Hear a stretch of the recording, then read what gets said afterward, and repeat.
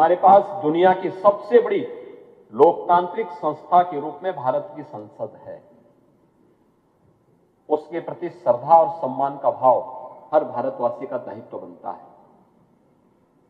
दूसरा, भारत जिसके बारे में आदरणीय प्रधानमंत्री जी बार बार कहते हैं कि भारत दुनिया की लोकतंत्र की जननी भी है। हमारे यहां बताइए ना, त्रिस्तरीय पंचायत की व्यवस्था हमने बाद में लागू की, लेकिन गांवों में सरपंच की व्यवस्था और पंचीय की व्यवस्था ये प्राचीन काल से थी, यानी ट्रेडिशनल थी। हम लोगों ने उसको अपने जीवन का हिस्सा बनाया था।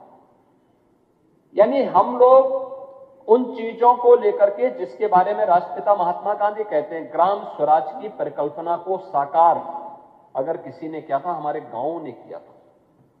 और गांव कहीं का भी, उत्तर हो, दक्षिण हो, पूरब हो, पश्चिम हो, देश के अंदर रूप, रंग, वेशभूषा, खान पान अलग अलग हो सकते हैं, लेकिन उत्तर से दक्षिण तक, पूरब से पश्चिम तक पूरा भारत एक भाव और एक भंगिमा के साथ बोलता है, एक साथ सोचता है, एक साथ उसकी भावनाएं होती हैं, एक उसकी आस्था होती है।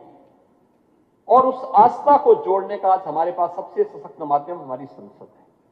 हमें उस संसद के प्रति उस भाव को देखते हुए उसको आदर्श के रूप में अगर हम आगे बढ़ाएंगे तो मुझे लगता है कि हमारी विधायिका और मजबूत और सशक्त होगी।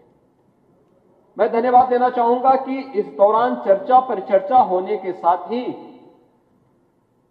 इस 86वें पीठासीन अधिकारियों के सम्मेलन में जो 6 महत्वपूर्ण प्रस्ताव पारित हुए वो बहुत अभिनंदनीय है। प्रधानमंत्री जी ने देशवासियों को देश की आजादी के अमृत महोत्सव वर्ष में आगामी 25 वर्ष की एक कार्य योजना बनाने के लिए कहा। विजन 2047 विकसित भारत, और विकसित भारत की उस परिकल्पना को आज यहां पर भी पारित करते हुए एक संकल्प के साथ हम आगे बढ़े हैं।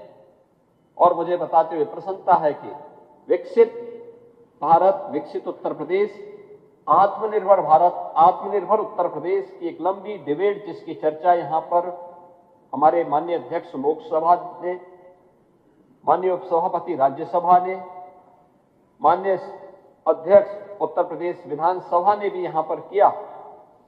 ये लगातार चर्चा हुई और मुझे बताते हुए कोई संकोच नहीं, क्या सत्ता पक्ष का हो, क्या विपक्ष का हो, 300 से अधिक माननीय सदस्यों ने 24 घंटे चलने वाली बहस का हिस्सा वे बने थे।